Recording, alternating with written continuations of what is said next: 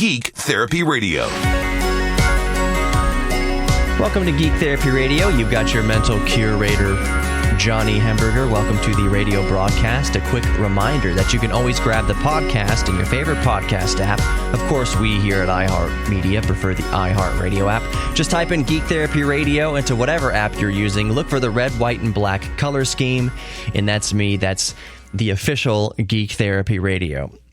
All right, so this first segment of the broadcast is the shortest segment, and I kind of want to advance my thoughts on the Apple AirPods Max. A week ago or a week and a half ago, right after announcement, maybe a day after the announcement of Apple's $550 headphones, I was approaching them from a point of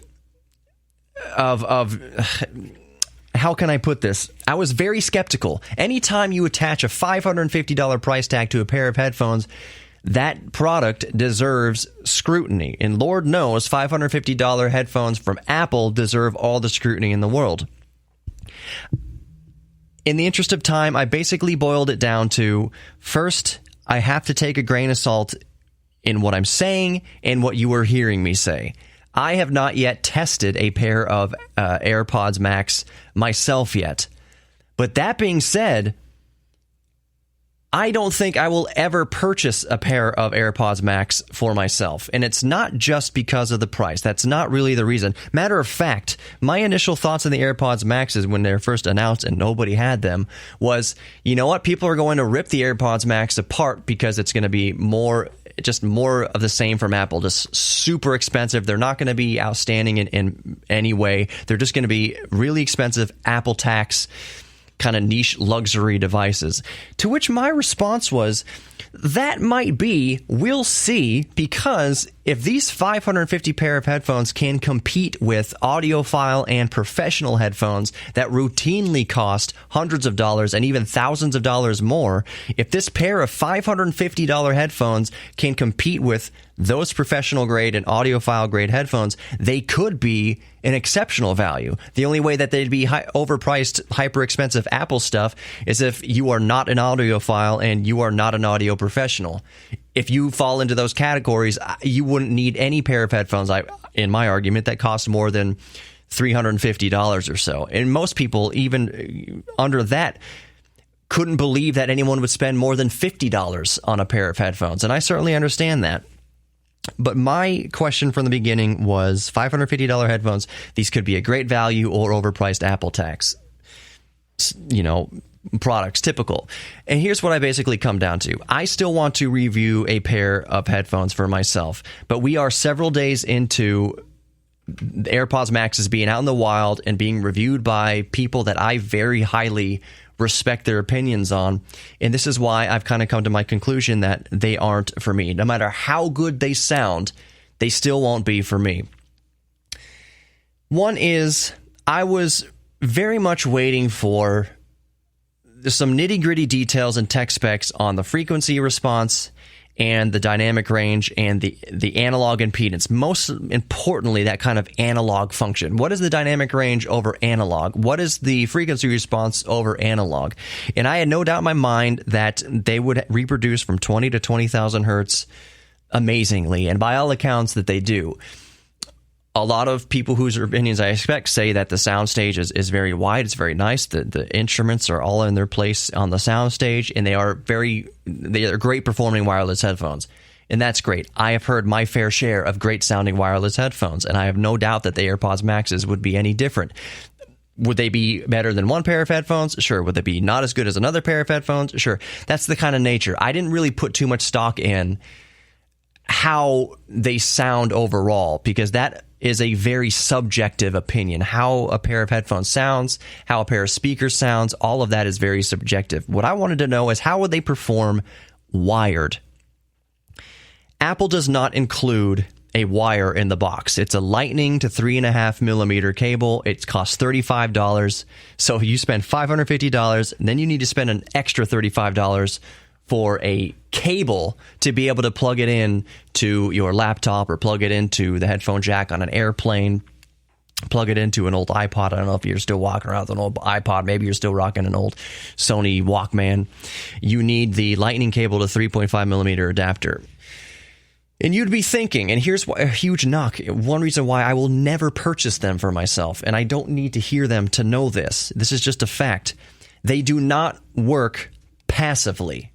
When you plug in the Lightning to 3.5 millimeter cable, they will not work if there's not any charge left in the battery. They require the battery to be on. And by all accounts, that means there is still some A to D and D to A conversion going on, even over a wired connection. I have thankfully read multiple accounts. I wanted to read it in multiple places before I regurgitated it to you, that this does cut down, if not eliminate, latency altogether. And latency is critical, not just for gaming. Knowing if you hear a shot fired in a first-person shooter, you want to know exactly when it was fired and from where it was fired, and you want to hear it instantaneously, not a few milliseconds after, or a few tenths of the millisecond after. That's make or break right there. But for critical recording applications, audio production, when you're making beats, when you're recording acoustic guitars, when you're monitoring a singer or yourself singing or yourself playing drums, yourself playing acoustic guitars, or you're mixing something, you're doing these critical edits that require instantaneous latency, zero latency, so to speak. I've read in multiple sources that the wire does eliminate or dramatically reduce latency. So that's great. That means you can use them for production. But the jury is still out what kind of resolution you're hearing wired.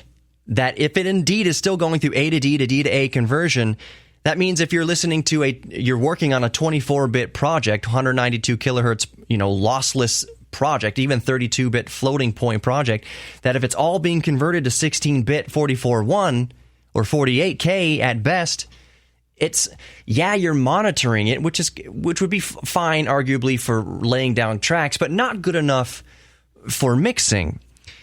And the jury is still out on that, and that's huge. And for that reason, I'm still out. And again, the only reason why I'm telling you this is that from a perspective kind of buyer, I think a lot of people listening to this are prospective buyer who are audiophiles or audio engineers. That's the kind of stuff we desperately need to know about. Yes, it's cool. You can hook it up wired and get zero latency, but are you really listening to all the resolution of your audio project? Also, if the battery is dead, you can't use it wirelessly anymore. You need the battery to have a charge in it to use it wired. So your headphones will die even if it's still wired and you're halfway through a project. That's no good. So I don't know. I think I'm skipping the AirPods Maxes. We'll be right back. More Geek Therapy Radio. Don't go anywhere. Welcome back to Geek Therapy Radio. I kind of just want to wrap up my thoughts on the AirPods Maxes. And I talking about them, I feel a little dirty. Because I want to be completely transparent here. I have not purchased a pair of AirPods Maxes. I have not even tried a pair of AirPods Maxes. I only come to the table as in the shoes of a prospective buyer that's an audio professional or an audiophile. And there are some key features that I've won over that I'll touch on briefly again here in this segment if you missed it. There are some things that no matter how subjectively good they sound in wireless operation, there are some critical professional features that need to be there for us to make a purchasing decision. How do they perform wired? When you plug a wire into them and you plug the other end into a digital audio converter or a preamplifier or your laptop or a headphone amplifier and a good audio interface, that's what we need to know. And the good news is that apparently, according to many reviewers, there is zero latency there. You can technically work on a project using the AirPods Maxes over a wired connection. You can also play games in which zero latency is important, audio latency, so you can work on things wired. The downside is that it's obviously still going through A to D to A conversion because the wired connection only works when you have battery power. That means when the battery dies, you cannot use the headphones passively, aka the headphones can never be used passively. There is no passive use with the AirPods Maxes. And if there is no passive use, that means obviously the audio is going through conversion stages. Now, those conversions through the H1 chip, I have no doubt they sound amazing, but it's still conversion, which means for critical audio applications, you are not, even if it sounds glossy and there's all this psychoacoustic, polish going on, you're not hearing the actual recording. Now, let's expand on that a little bit. Here's one reason why I do want to review and why I look forward to actually reviewing a pair of AirPods Maxes. The ship has sailed on me purchasing them as a professional who does audio production every single week, 6 days a week. I'm behind a soundboard. AirPods Maxes are not for me at all, and I'll tell you exactly who they are for in a minute. But they're not for me. I want to get a pair to review though because I want to do a test mix. I want to get the stems from whatever band, whatever artist, and I want to do a test mix. And I want to do a test mix using my tried and true Sony's plugged in and powered passively through a good headphone amplifier where I'm hearing a 24-bit project. I'm hearing the high resolution audio unmolested by any A to D to D to A conversion occurring within the headphones themselves, as occurs in the AirPods Maxes. So I want to do a test mix. I'm going to do a test mix with the AirPods Maxes and the test mix with the truly passive Sony WX1000 H2s or whatever that I have. They're really good headphones. They're my tried and true headphones that I use for everything because they work passively and they sound great wirelessly. They sound great when I mow the lawn, and they sound even better when I plug it into my audio interface headphone amplifier. So do two mixes, A and B mix, and then just kind of hear what sounds different. And I mean like ground floor different mixes. I mean both mixes from scratch. Just the bass, how can I get the bass going, the bass response going with AirPods Maxes, the bass response with the Sonys. And I think a good comparison would be, and you might be thinking this, a good comparison would be to not listen to them through a set of standard B monitors. So don't mix it through the Sonys, then listen to them through my Mackie HR824 Studio monitors, 8-inch monitors. Don't mix them through the AirPods Maxes and then listen them to the same Mackie Studio monitors. No. Just see what kind of mix I can get with the Sonys by themselves, not comparing them on any other speaker systems. Just mix it through the Sonys, put it out there, and then mix it through the AirPods Maxes and put it out there. Will I have to eat my words that despite that the AirPods Maxes may not be translating 24-bit resolution audio, that even though it's a 24-bit project, and all I'm listening to is 16-bit of resolution, will the mix sound better using the AirPod Maxes in a wired connection until the battery dies and I have to recharge it? Or will the mix sound better using my tried and true Sonys that are truly passive? That will be a good test. Would I buy a pair of AirPods Max? I don't ever see that happening. $550. And you have to make sacrifices for professional use. I mean, that's what it all boils down to. $550, but you have to make sacrifices for professional or audiophile use. And I'll boil it down to this. Audiophiles, they can be pedantic. They can go after all the snake oil in the world. I'm an amateur audiophile. I appreciate good audio. I try not to fall into any traps. Audiophilia traps, but I just don't see it. I don't see the AirPods Max as ever being worth it for audiophiles. Now, I will say that the AirPods Maxes, by all accounts, seem perfect for a very specific type of consumer, and I'll explain why. AirPods Maxes seem perfect for somebody who is already chest deep in the Apple ecosystem If you use a MacBook for your daily driver computer, if you use an iPhone as your daily driver smartphone, if you use an iPad as your daily driver tablet, if everything that you use to get on the web, to do work, to do production work, to do any type of work, any type of leisure, if it's all Apple, then I have no freaking doubt in my mind that the AirPods Maxes would be worth every penny to that specific consumer. One, Apple already knows that that consumer is well heeled. They already know that they're paying top dollar for an iPhone. They're paying top dollar for a laptop, and they're paying top dollar for a tablet. They know that the Apple customer already has money, so $550 for another Apple product, it's just a cost of doing business for somebody who's already knee-deep or chest-deep in the Apple ecosystem.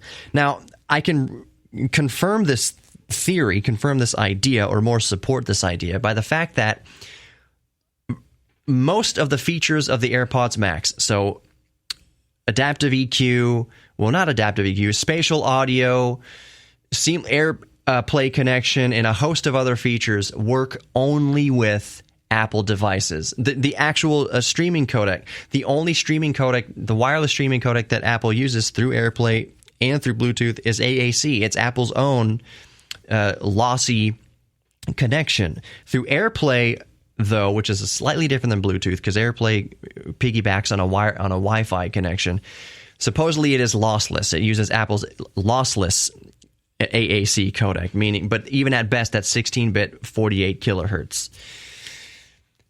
But you get all these extra features that are only accessible if paired to an Apple device. So that's why those headphones make all the sense in the world. The AirPods Max make all the sense in the world if you already exclusively use Apple devices. It doesn't make much sense if you're using an Android and a Windows device, because yes, they will absolutely pair over Bluetooth, but you are leaving so many of the Apple-only features on the table. The features that make these headphones appealing to Apple consumers, you're not going to get that with pairing it to an Android. For instance, Android and Sony uses aptX codecs and all sorts of like high resolution, very low latency, high bandwidth Bluetooth codecs that are not available on the AirPods Maxes. Like I said, the AirPods Maxes only use AAC, whereas if you're using Sony's with an Android device, you're getting all those lossless codecs and those super high resolution codecs and those low latency codecs and high bandwidth codecs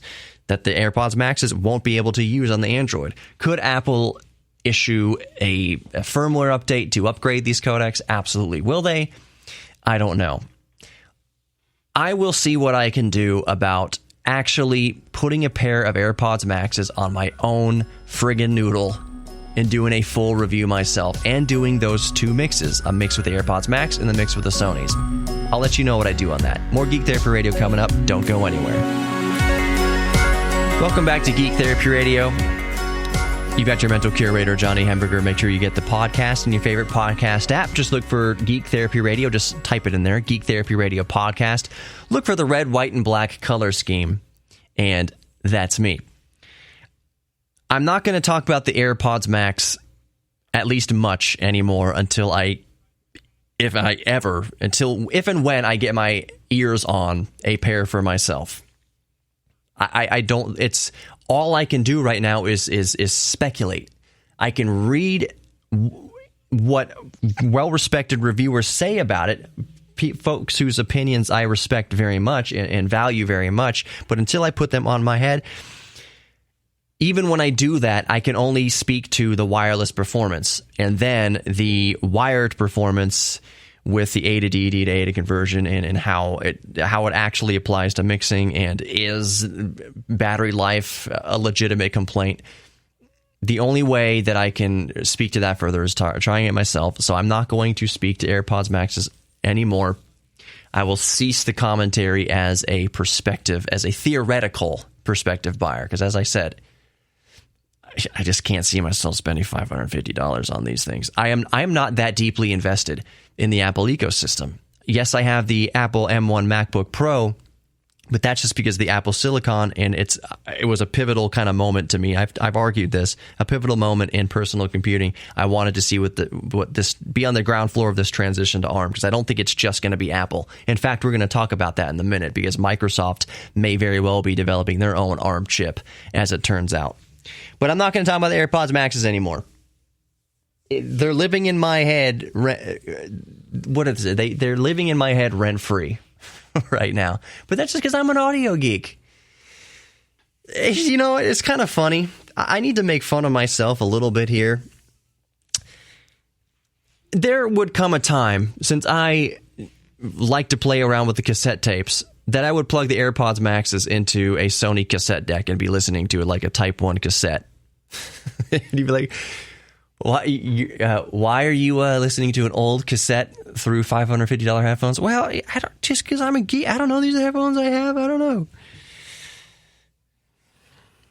I like the way cassette sounds. Matter of fact, if you go back a podcast, I think it's the last podcast, before uploading this one, the last podcast I uploaded was ripped from cassette. I recorded the podcast, and then I recorded it on the tape, and then I recorded the tape back into my production software. So the podcast I uploaded was recorded to a normal Type 1 normal bias tape, and with Dolby B noise reduction.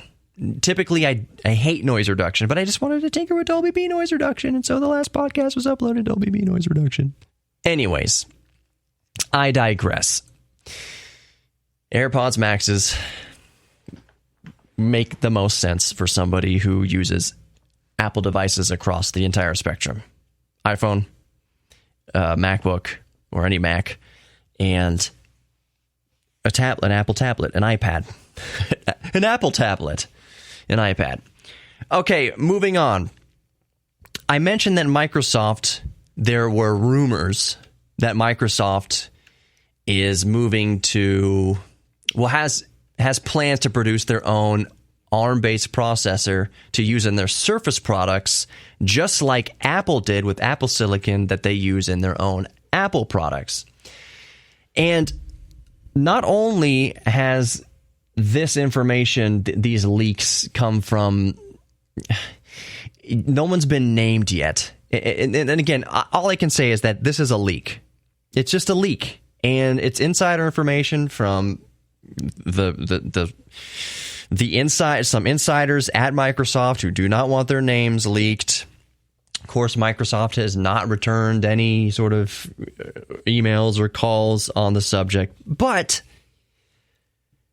I have every reason to believe in it's just my opinion that of course it's true. Why wouldn't it be true?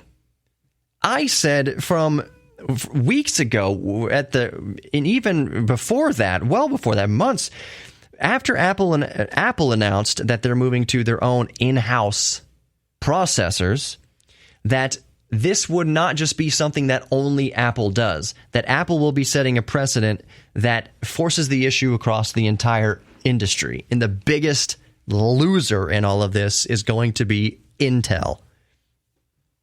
Microsoft already started using AMD processors in some of their products, further giving the middle finger to Intel.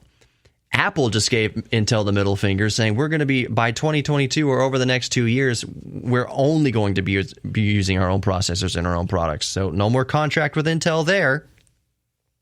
And Microsoft is apparently sowing the seeds to do the same, at least in some of their personal computing products.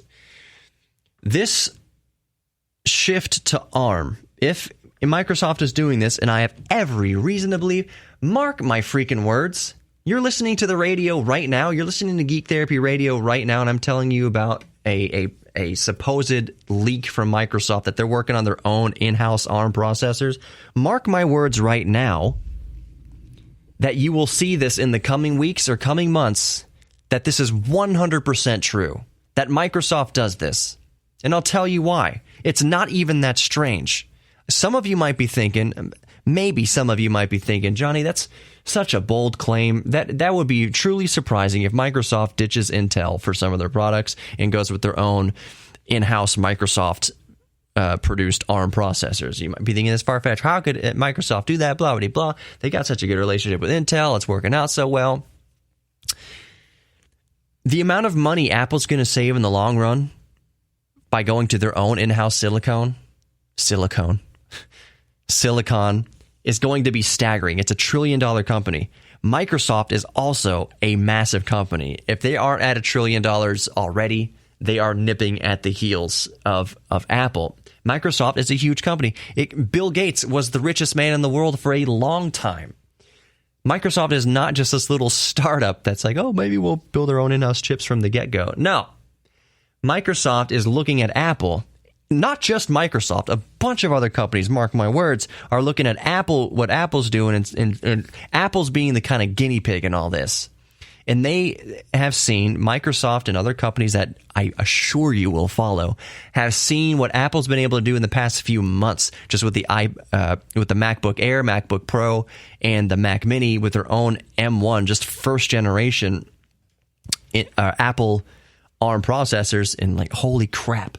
The energy efficiency, the processing power, the processing power per watt efficiency of this thing. ARM is the future. And that's all I'm getting at, is ARM really is the future. I'll explain the difference between ARM and Intel chips just in a second. And I'm a novice at it. It's only going to be a very brief kind of scratch the surface explanation of the difference between ARM and Intel, between ARM and x86/x64. But the industry is going this way. This is the future of personal computing. It's not a strange concept to believe that a huge company like Microsoft will follow suit from another huge company like Apple and start producing their own in-house ARM-based silicon. Now, before we move further, I will explain why the difference between ARM and x86. Basically, it comes down to the architecture. It's the way that the processor accesses and processes information. And boiled down, extremely oversimplified, is that an x86/x64 processor, basically the processor that is in your laptop right now or in your home computer right now, it's probably an Intel or an AMD. It's based on x86/x64 software or architecture. What that means for x80, I'll just call it x86. x86 takes a whole ton of random information, a whole just slew of information from all over the freaking system, and the processor itself sorts it out and then spits it out the other side. It takes it's actually called complicated instruction set computing. It takes a complicated instruction set, and then the processor itself uses valuable resources to sort out, okay, I'm taking information from this program, this program, this program, this program, this program, all at the freaking same time, and I got to make sense of it and shoot out the other end the information, the ones and zeros, to the appropriate peripherals and whatever it needs from there. Versus ARM-based processor, which is based on the RISC architecture, it's called reduced instruction set computing, basically says before it gets to the processor, all right, single file, please. And it takes a reduced instruction set, oversimplified.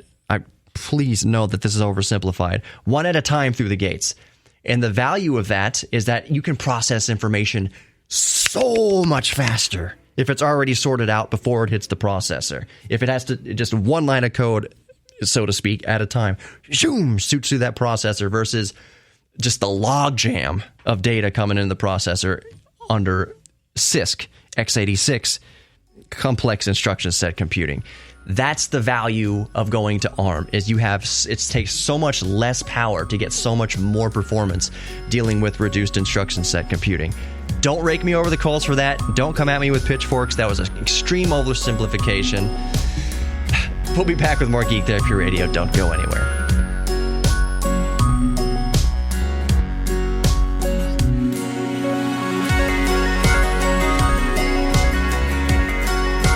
Now, one of the obvious benefits, welcome back to Geek Therapy Radio, by the way. Go grab the Geek Therapy Radio podcast in your favorite podcast app. Of course, we prefer the iHeartRadio app here at iHeartMedia. Just type in Geek Therapy Radio podcast and look for the red, white, and black color scheme, no matter what app you use.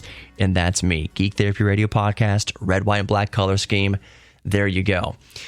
So we were talking about this shift in the industry that Microsoft, there's wind at Microsoft that they are moving to their own ARM-based processors, that they too, just like Apple, are going to give the finger soon to Intel and AMD for that matter, say we're going to make our own chips. One of the obvious benefits to more computational power, being able to do more instructions with less energy, is battery life. There's a reason why I'm staring at my 2020 MacBook Pro right now with the M1 processor. It claims 20 hours of battery life. I have no doubts. I have not officially tested that claim. Many others have, but just using it day to day, oh, absolutely. I bet you I could come between 16 and 20 hours. It always depends on what you're doing, but I have gone 16 hours easy between plugging in the laptop on some days. If I'm just typing, just browsing the web, easy. Doing video editing, that you can chew through 20% of your battery life in under an hour if you're doing a big render or something like that. It really gets cooking when you're doing big renders or using a lot of effects or something like that. But anyways, just day-to-day use, 16, 20 hours, easy. That's one of the benefits of ARM processors, is getting all that extra computational power using much less energy overhead. Battery life. Microsoft wants to compete with MacBook Pro and MacBook Air and their Surface products, and it's kind of, it would look bad if there's a buyer standing there at Micro Center looking at the battery life of the Microsoft Surface that says, 12 to 14 hours, and then they'll look over at the MacBook and it says 16 to 20 hours or 20 hours or more battery life. If that's important to customers, and it is important to a lot of customers, they're going to go with the competitor that gets the better battery life. So Microsoft almost has no choice but to stay competitive at that premium segment. Microsoft Surface products are overpriced. Let's not mince words here. Microsoft Surface product. Apple takes so much crap for being overpriced, for paying the so-called Apple tax. You're doing the same thing over on Microsoft. If you're buying a Surface product, if you're buying the latest like Surface product, you are definitely paying for form factor and premium build quality. Definitely. You can spend the same amount of money. Let's say you're going to spend $1,600 on a Microsoft Surface book or whatever. $1,600, if you go and spend that with an MSI or Asus or even a Dell or a Lenovo, you are getting so much more power. So much more power if you go with a brand like that. But a Microsoft Surface product, which is every bit as premium as an Apple product, you're paying top dollar for premium build and form, basically. Form over function. Absolutely. So if you can cram an ARM processor that uses way less energy and therefore gets way more battery life into that, now you're competing with Apple. Microsoft, their hand has been forced. Their hand's been forced to ARM.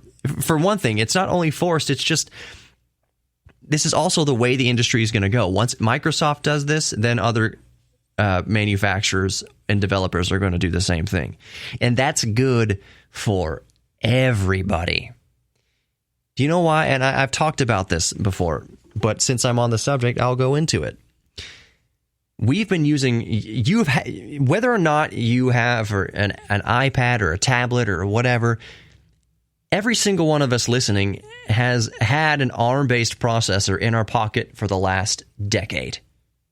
The last 11 years or so, we've had ARM-based processors in our pockets. Our smartphones are ARM-based processors. Have you ever been using your smartphone, your Android, your Samsung, your Apple, your whatever, and just been thinking, wow, this experience is so good. It's so slick and so fast. It makes you kind of wonder. Have you ever sat there and thought, why isn't my PC as responsive?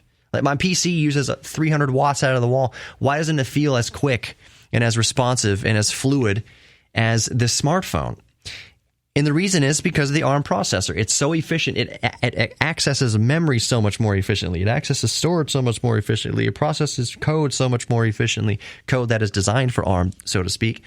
And so if your laptops and desktop computers, for that matter, are going to ARM, that means these developers and these software coders are only a few lines of code away, so to speak, from writing that game, that third-party AAA game, or writing that music software, writing that video editing software to work on that device that's been on your pocket for the last decade.